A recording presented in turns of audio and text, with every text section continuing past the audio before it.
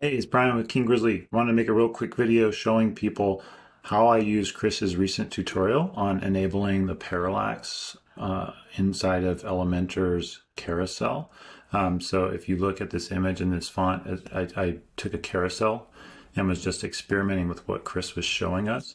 So he did a pretty modest demo of just showing some like simple images and some fonts and how you can adjust how they kind of slide or the timing of them coming in to the panel. But I wanted to show people how you can really take that to the next level. So I was playing with Elementor AI and just the carousel, the Elementor carousel, and I was able to achieve this pretty quickly actually. So it's just 3 slides, and then inside each slide I drop some containers and laid them out, and then you can see on each one, if I go to advanced and then attributes, as Chris indicates in his video, you can set this sort of number value here that will affect the sort of timing of this thing coming into the screen. So I just adjusted it for each one. So I can kind of play around with these numbers, but I will link to Chris's tutorial showing how to do this. But basically all I needed was this JavaScript here, which we give away in that other video.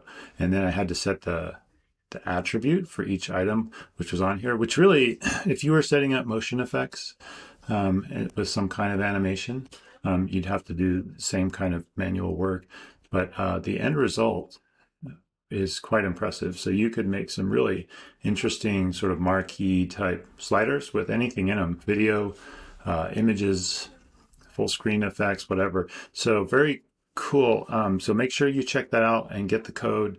Yeah, I'm also going to make a video about how AI helped me make these images. So lots of exciting things going on with Elementor.